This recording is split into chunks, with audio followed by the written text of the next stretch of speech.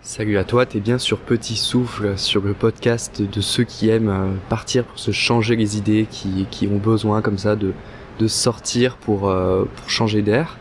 Et aujourd'hui je te parle encore depuis l'aéroport et je pense que ça devient un classique sur ce podcast. Et c'est vrai que les derniers audios ont aussi été enregistrés à l'aéroport. Je t'avoue que là pour le coup c'est pour deux raisons en fait. Et la première c'est que le podcast qui devait suivre les précédents devait être lié en fait à mon installation à Montréal, je vais en revenir. Et le problème c'est que en étant ici, là ça va faire 3 mois, j'avais pas encore eu le recul nécessaire pour pouvoir vraiment parler tout simplement de cette installation.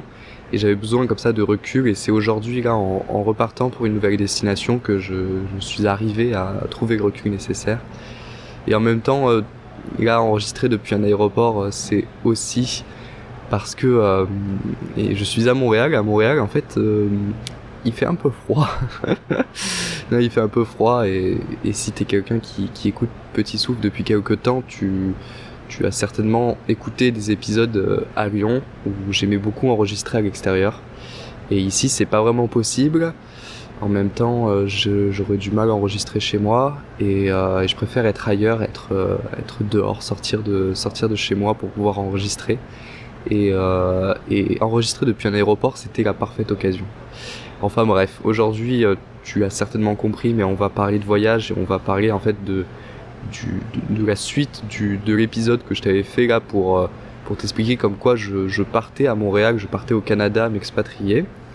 Je t'évoquais un petit peu le projet et les raisons de ce projet.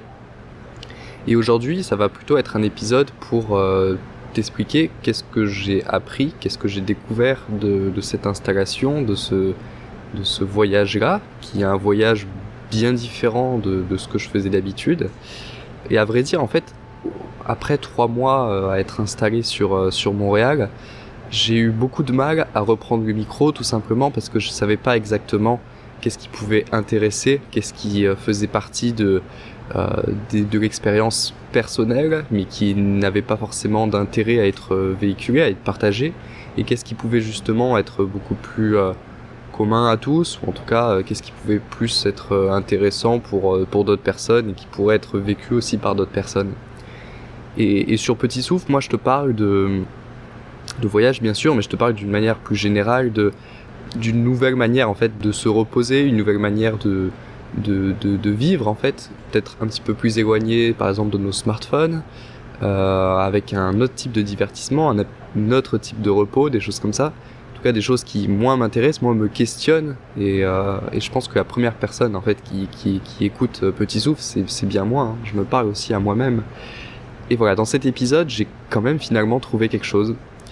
Et en fait, je suis parti plutôt d'une chose qui me bloquait, de la chose qui faisait ce pourquoi j'arrivais pas à parler à parler au micro, pourquoi j'arrivais pas à trouver des idées, peut-être parce qu'en fait j'en avais une qui me bloquait sur tout le reste. Et cette chose-là, c'est celle que je vais te partager aujourd'hui.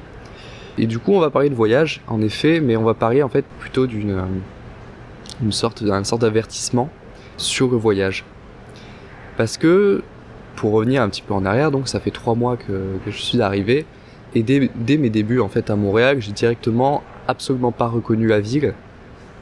Alors, c'était en partie lié au fait que j'arrivais en automne, alors que la dernière fois que j'étais venu c'était en février, donc au moment où il fait le plus froid, le moment où il y a beaucoup de neige, et la ville était d'une manière générale différente, mais c'était quelque chose d'autre en fait qui me sentait différent de cette ville. Et cette chose, en fait, en prenant un petit peu le recul nécessaire, je me rends compte, en fait, tout simplement, que c'est lié à l'étiquette que j'avais en venant ici, par rapport à février dernier. Et cette étiquette, en fait, elle est presque la même. À chaque fois, j'ai été voyageur, mais dans les deux cas, j'ai eu un type de voyage différent, en fait. Le premier, c'était un voyage rapide, qui était limité dans le temps, en tout cas que je savais que j'allais y rester qu'un temps limité, qui était déjà déterminé, qui était d'une semaine, alors qu'ici, avec le visa que j'ai, je peux très bien rester 2 ans. Je me suis pas encore du tout donné de limites et de projets dans le fait de rester ici. Normalement, ce sera moins. Normalement, le but, ce sera de partir ailleurs après. Mais voilà, en fait, c'était tout simplement pas la même étiquette, pas le même type de voyage. Et aujourd'hui, on va parler d'un type précis de voyage qui est celui qui s'apparente en fait au fait de s'expatrier, au fait de déménager, on va dire, plus que de voyager sur une durée limitée. Et il y a quelques temps, quand j'étais encore en train de tourner de droite à gauche, quand j'étais en France, je faisais beaucoup de voyages et j'avais eu envie d'enregistrer un épisode où je parlais justement de mon rythme de voyage qui pourrait être vu comme quelque chose d'assez bizarre, d'assez peut-être mauvais, dans le sens que c'était un type de voyage où j'ai peut-être où je gaspille peut-être de l'argent, dans le sens que j'allais dans des endroits sur des périodes assez limitées, même très limitées, et tout en accumulant en fait beaucoup de voyages. Et c'est vrai que par rapport à rester 2 semaines ou 1 mois, voire plus dans un endroit, sur une destination, rester que quelques jours, c'est courir le risque de rencontrer moins de personnes peut-être, d'avoir moins de souvenirs, de voir moins de choses, par exemple dans une ville. C'est tout ça. Sauf qu'en fait, pour moi, c'était la manière dans laquelle je me sentais mieux en voyage. Et finalement, cet épisode, en fait, je l'ai pas terminé, je l'ai encore moins publié, tout simplement parce que j'avais l'impression à ce moment-là, de ne faire qu'un type de voyage et de ne pas forcément connaître les autres voyages, comme par exemple celui que je fais à l'heure actuelle, beaucoup plus posé dans le temps et qui est bien différent. Et j'avais besoin en tout cas d'avoir un certain recul, c'est-à-dire de pouvoir comparer ces genres de voyages différents, ces rythmes de voyage, pour pouvoir mieux en parler. Et aujourd'hui, je pense pouvoir mieux en parler et pouvoir en fait avertir. En venant ici, moi j'avais cette impression, et c'était peut-être ça qui m'a fait retarder ma venue à Montréal, c'est que j'avais l'impression que après tous ces voyages que je faisais, j'allais enfin, en tout cas que j'allais me sédentariser. Dans le sens qu'après avoir bougé chaque semaine, tous les 3-4 jours être dans un endroit nouveau, je me retrouvais dans une situation où j'allais devoir me poser mes valises, clairement, trouver un logement et m'installer, créer un confort quelque part, créer un nouveau cercle, créer une nouvelle vie. Pour moi, c'était assez répulsif. J'avais un petit peu peur de ça, parce que je savais d'une manière assez peu concrète encore, mais que c'était peut-être pas le type de vie que j'aimerais. Et je pense que pour toute âme de voyageur, ce type de voyage-là est peut-être le plus difficile. Pourtant, c'est le plus connu, le plus vendu aussi peut-être, celui de partir s'installer ailleurs et pendant quelques mois, voire plusieurs années, refaire une vie quelque part. C'est souvent celui qui est le plus... qui paraît le plus gros, le plus proche de ce qu'est le voyage. Mais aujourd'hui j'avais envie de partager ça, de te partager le fait que, en fait, c'est un type de voyage qui divise énormément. Et en étant ici à Montréal, en étant avec beaucoup d'autres Français en PVT, donc exactement le même visa que le mien, un visa qui permet de faire ce genre de projet-là, de partir quelque part et pour y vivre 1 an ou 2 ans, faire une vie, et après rentrer ou aller quelque part ailleurs. En discutant avec ces gens-là, je me suis rendu compte que finalement 2 types de comportements se créaient, et c'était presque du 50-50.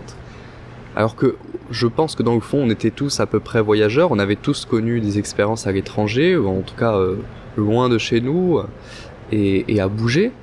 Et pourtant, en arrivant à Montréal, 2 types de comportements se sont générés.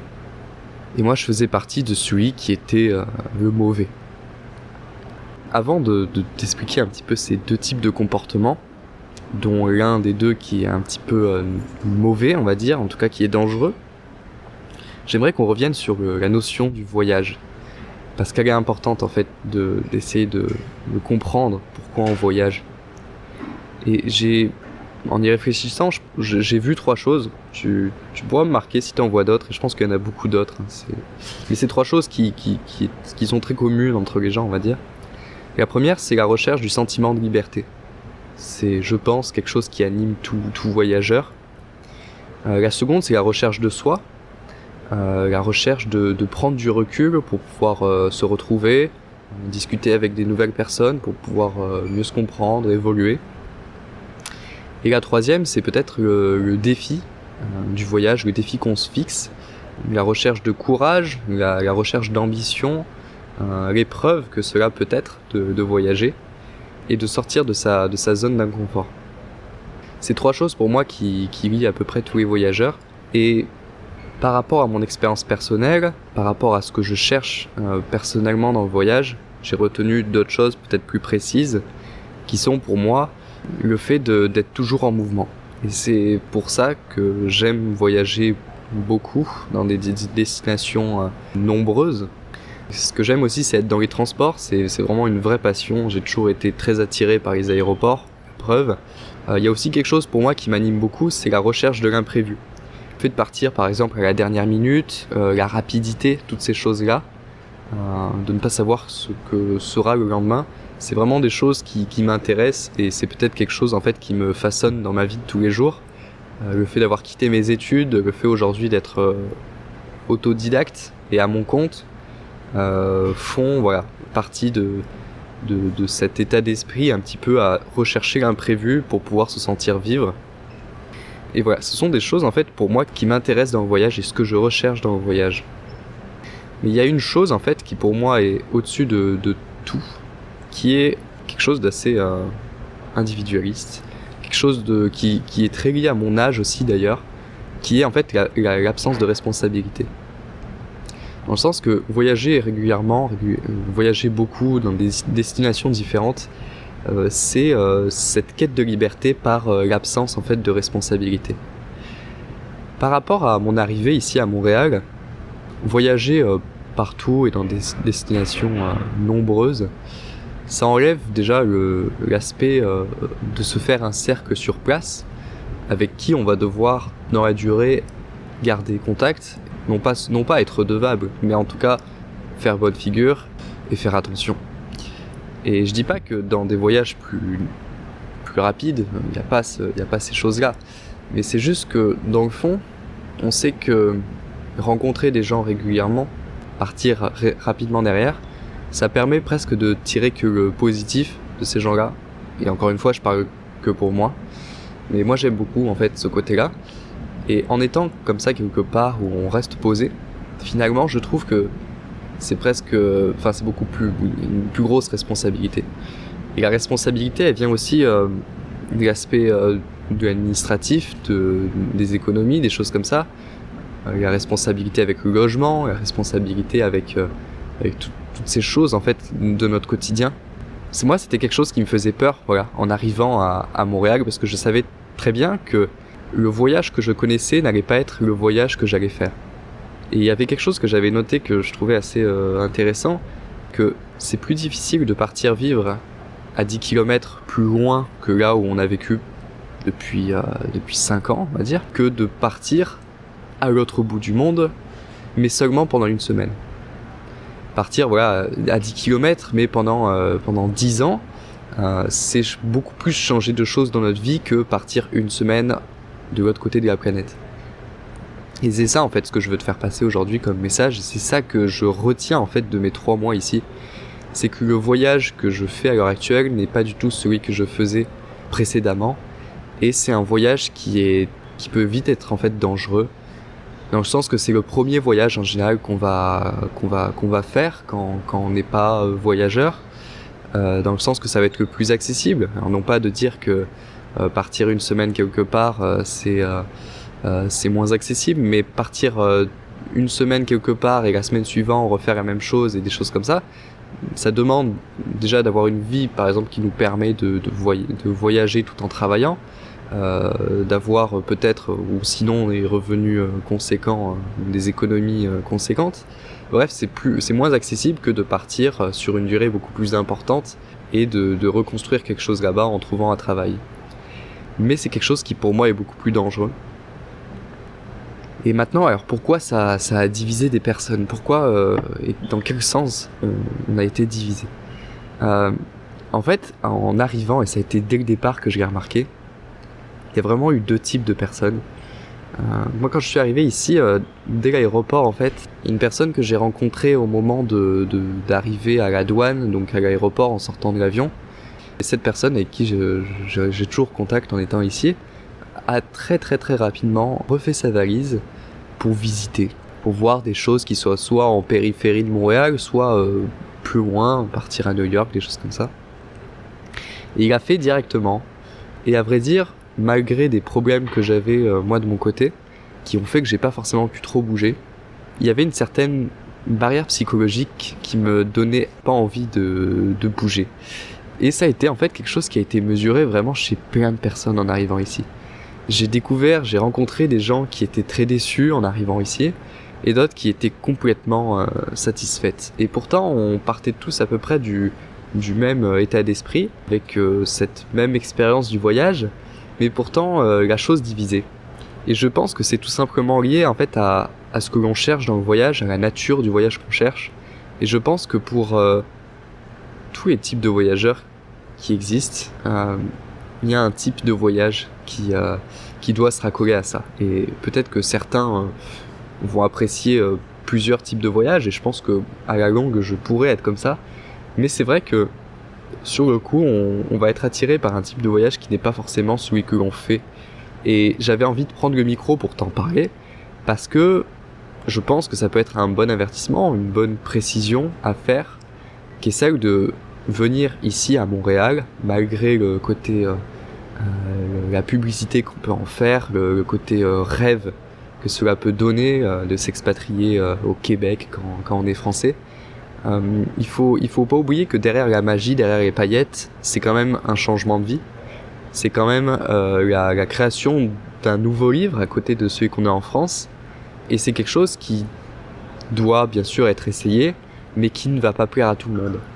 Et le problème, c'est qu'on part tous en voyage avec soit une quête de sentiment de liberté, la quête de se retrouver nous-mêmes, de se mettre un défi, de se mettre des ambitions, et venir comme ça quelque part en s'y installant, c'est-à-dire en faisant un grand saut, mais un unique saut, plutôt que des petits sauts dans des endroits différents, mais avec toujours un retour, on va dire, régulier au point de départ. C'est quelque chose qui peut très vite devenir frustrant, voire plus en fait. Ça, on ne nous dit pas assez, on s'en rend pas assez compte, et c'est souvent en l'expérimentant, en le vivant, qu'on va pouvoir voir et déterminer si ce type de voyage est fait pour nous. Donc je pense qu'il faut vraiment arrêter en fait de vendre ce type de voyage comme la porte d'entrée en fait vers la liberté pour tous, sachant que pour certains ça peut en fait très vite être une prison dorée, voire un facteur en fait de perte de confiance en soi, ou de perte en fait tout simplement, parce que mine de rien s'éclipser comme ça ailleurs, là pour le coup de l'autre côté de l'Atlantique, ne pas revenir dans les 3-4 mois voire plus dans notre ancienne vie ou notre vie de référence, ça dépend de ce que l'on cherche, peut très vite être un facteur de perte, où on va s'écarter de relations amicales, se mettre aussi par exemple notre famille ado, des choses comme ça. Donc il faut vraiment faire attention. Donc voilà, tu vois, après 3 mois ici, c'est vrai que j'avais du mal à prendre le micro, parce que j'avais ce côté un petit peu, un sentiment d'être bloqué. Alors j'ai pu bouger et je vais pouvoir continuer à bouger, mais j'avais un certain sentiment de blocage, et qui était concret, qui était présent, et qui me forçait en fait à ne pas prendre le micro, parce que j'avais l'impression un petit peu de faire une pause dans ma vie que je cherche et que je veux en fait à l'heure actuelle. Alors bien sûr je grossis le trait, mais c'est pour pouvoir mieux te l'exprimer.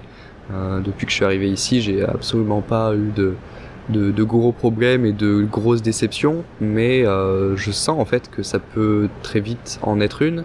Voilà, il faut faire attention et se dire que c'est pas forcément un type de voyage pour tous. Voilà, moi tu vois là par exemple, voilà, pour pouvoir un petit peu retrouver le type de voyage que je voulais et que je veux, je reprends un vol là pour quelques jours. Je rentrerai après en France aussi un petit peu pour voir quelle impression ça fait de retourner dans cette autre vie, dans ma vie principale que j'ai. Et c'est souvent en fait quand on est en voyage, le retour, le fait de retourner au point de départ où on se rend compte qu'on est parti. Et j'ai vraiment hâte là pour le coup de me rendre compte de mon départ, parce que mine de rien, alors je sais pas si ça le fait pour tous, je l'ai pas trop demandé autour de moi, mais venir voilà, de notre plein gré dans une destination, une fois arrivé sur place, mine de rien, c'est comme si on avait l'impression d'être arrivé quelque part où on n'avait pas forcément voulu être, dans le sens que c'est tellement une perte de repères, où tout est à construire, et une fois que cette nouvelle vie commence à prendre forme avec des gens autour de nous, un logement et des habitudes, c'est comme si notre ancienne vie était partie en fumée, littéralement.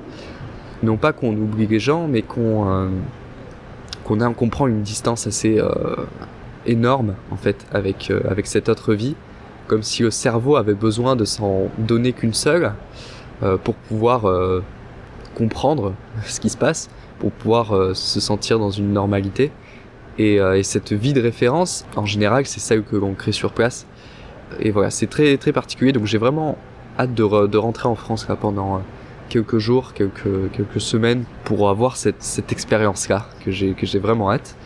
Mais en attendant, voilà, moi je suis à l'aéroport pour un vol. Alors je vais pas te donner la destination. Je te le dirai peut-être dans le prochain épisode. En tout cas, c'est une destination où il fait au moins 30 degrés de plus.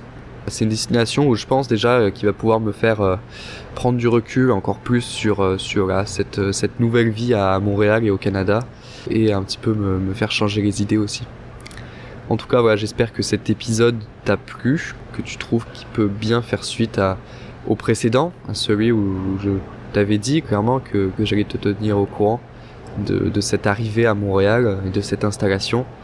Si jamais tu as envie d'informations peut-être plus en détail sur l'installation ici, sur des choses comme ça, n'hésite pas à me le demander en commentaire, et à me proposer aussi si tu as envie de quelque chose de plus détaillé, d'un épisode entier. Malheureusement, l'enregistrement audio a coupé par souci de batterie. J'espère en tout cas qu'il t'a plu. C'était un épisode vraiment symbolique car Petit Souffle a aujourd'hui 1 an. Je te donne rendez-vous au prochain épisode, j'ai vraiment hâte. L'ambiance festive de la ville en question devrait te plaire. Et d'ici là, moi je te souhaite une très bonne journée et à très bientôt.